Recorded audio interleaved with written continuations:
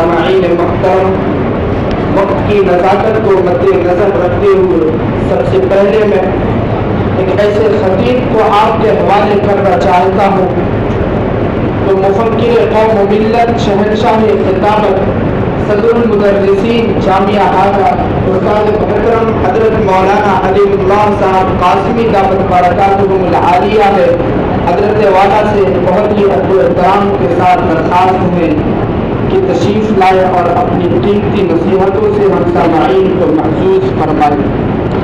تیرے الفاظ کے نغمے کے تقدس کی قسم، تیرے الفاظ کے نغموں کے تقدس کی قسم، تجھ میں گل گل کی چہک، گل کی مہک سب کچھ ہے۔ بسم اللہ الرحمن الرحیم، الحمد للہ رب العالمین، والصلاة والسلام علی سید المرسلین وعلی آلہ وصحبہ اجمعین، اما بعد۔ عزیز طلبہ، آپ کا تعلیمی سال شروع ہو چکا ہے اور آج انجمن تہذیب الکلام کا یہ افتتاحی پروگرام ہے جس میں آپ تشریف فرما ہے۔ انجمن کے پروگراموں میں شریک ہونے کے فائدے کیا ہیں اور شرکت نہ کرنے کے نقصانات کیا ہیں، وہ آپ پہلے بھی سنتے رہے ہیں اور آج بھی اپنے اساتذہ سے آپ ان کو سنیں گے۔ عام طور سے یہ شکایت رہتی ہے کہ طلبہ انجمن کے پروگراموں میں خاص طور سے ہر ہفتے جمعرات کو مغرب کے بعد سے لے کر عشاء تک جو پروگرام چلتا ہے اس میں شرکت نہیں کرتے، حاضری کم ہوتی ہے۔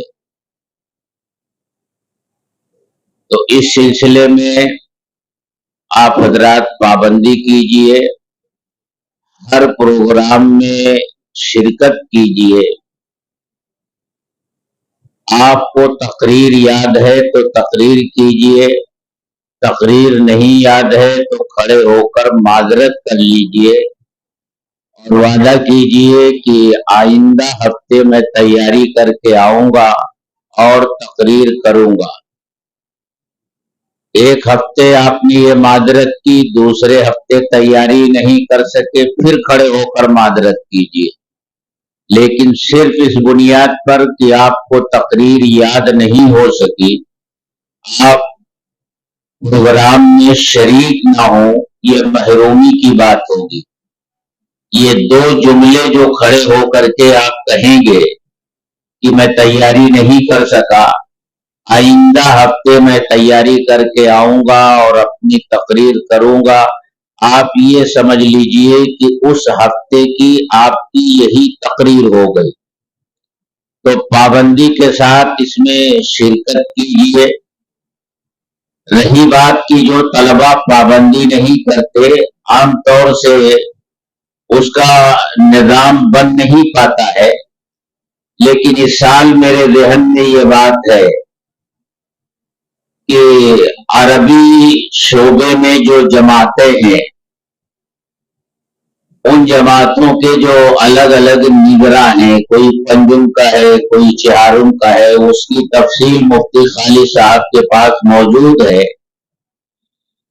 انجمن کے ذمہ دار طلبہ سے میں یہ کہتا ہوں کہ جو طلبہ عربی شعبے کے شریک نہیں ہوتے ہیں پروگرام میں، تو غیر حاضر طلبہ کے ناموں کی فہرست جس جماعت سے وہ تعلق رکھتے ہیں، اس جماعت کے جو نگراں ہیں سب سے پہلے ان کے پاس بھیج دیں۔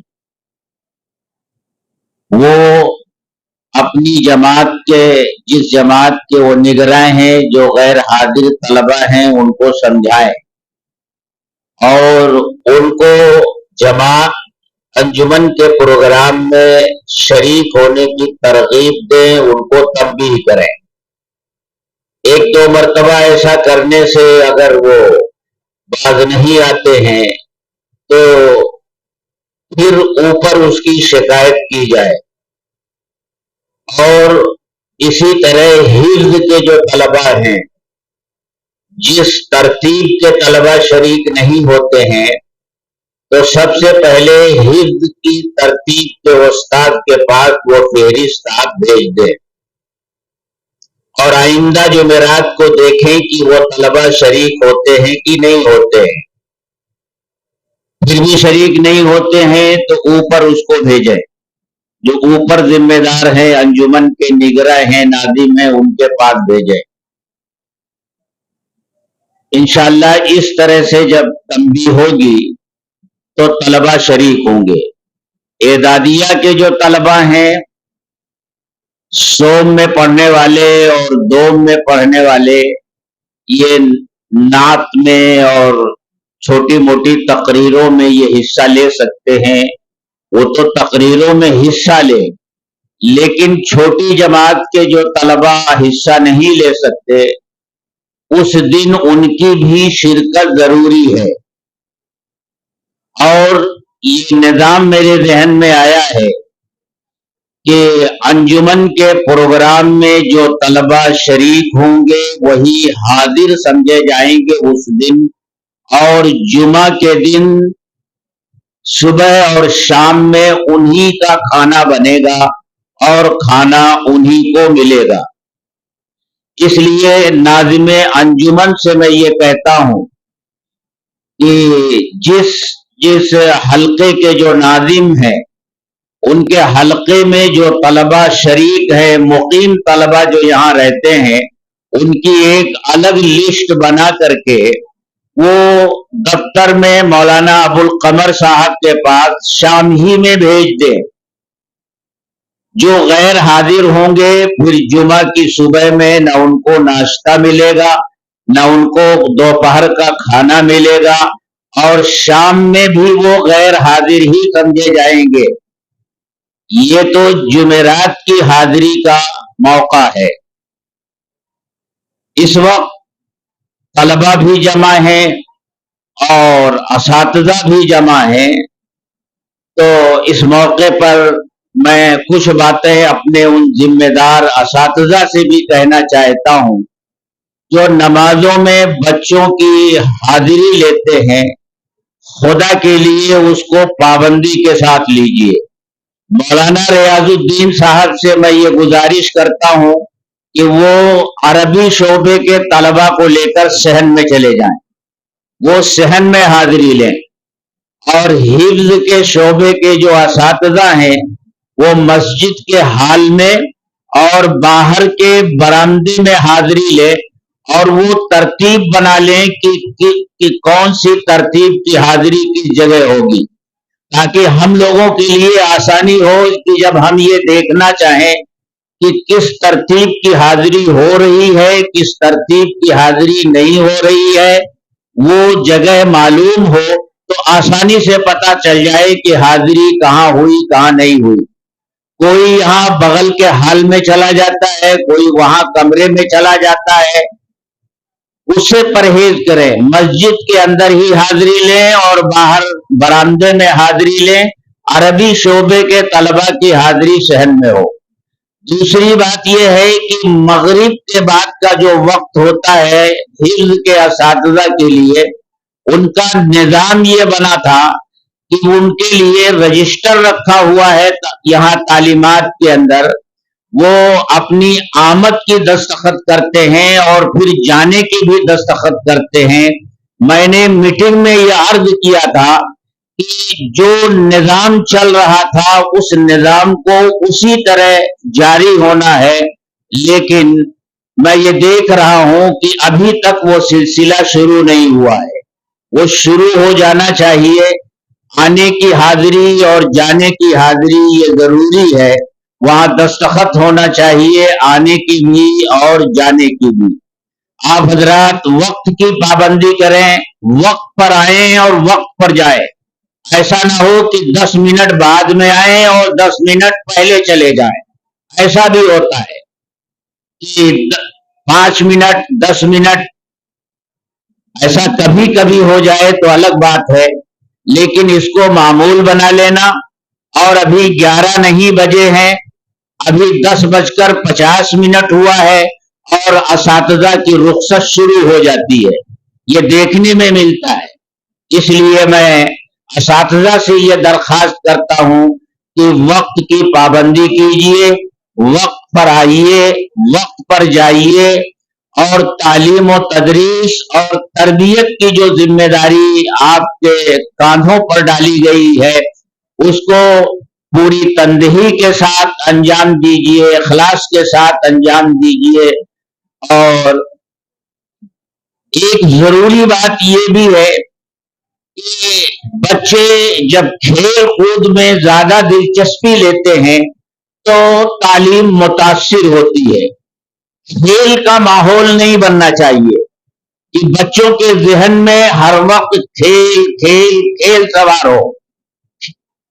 دوپہر میں کھیلنا اس سے بچوں کو منع کیا جائے، کھانا کھانے کے بعد نہیں کھیل سکتے. کھیلنے کا وقت صرف عصر کے بعد سے لے کر مغرب تک ہے، اس کے علاوہ کھیلنے کی اجازت نہیں ہے، نہ یہاں مدرسے کے کسی صحن میں اور نہ باہر جا کر صحن میں. باہر جا کر کھیلنے کی اجازت تو کبھی بھی نہیں ہے، نہ عصر کے بعد سے لے کر مغرب تک، نہ اس کے بعد. یاد رکھیے جمعرات کا جو دوسرا وقت ہے وہ آپ کو کھیل کود کے لیے نہیں دیا جاتا، وہ آپ کو انجمن کے پروگرام میں شرکت کی تیاری کے لیے دیا جاتا ہے. اس لیے ظہر کے بعد کا وقت انجمن کے پروگرام میں شرکت کی تیاری میں آپ لگائیے. جن طلبہ کے بارے میں یہ معلوم ہوگا کہ وہ ٹیم بناتے ہیں اور کھیل کود کے لیے مدرسے کے باہر میدانوں میں جاتے ہیں، ان طلبہ کے خلاف بھی سخت کارروائی ہوگی اور اس کی نگرانی کی ذمہ داری دارالاقامہ کے نظما کی ہوگی. طلبہ کھیلنے باہر جاتے ہیں یا نہیں جاتے ہیں تو کون جاتے ہیں، اس کی نگرانی انہیں کرنی ہوگی. اور خاص طور سے جو طلبہ چھٹی لے کر جاتے ہیں جمعرات کے دن، وہ چھٹی کی جو درخواست دیتے ہیں وہ درخواستیں دفتر میں وہ جمع کروا دیں تاکہ اطلاع رہے کہ مطبخ میں کون سے طلبہ نہیں رہیں گے، وہ چھٹی لے کر گئے ہیں. اور یہ درخواستیں لینے کے لیے ایک وقت مقرر کر دیں اور جگہ مقرر کر دیں کہ ہم یہاں بیٹھیں گے اور یہاں آ کر کے آپ درخواستیں دیجئے.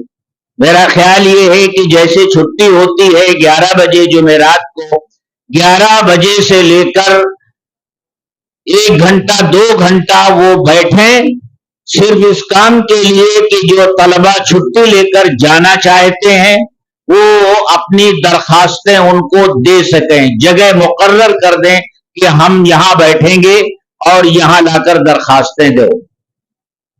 تو اس موقع سے فائدہ اٹھا کر کے میرے ذہن میں یہ چند باتیں تھیں، میں نے گزارش کی. اللہ تعالی ہم سب کو ان باتوں پر عمل کرنے کی توفیق عطا فرمائے. وآخر دعوانا الحمدللہ رب العالمین.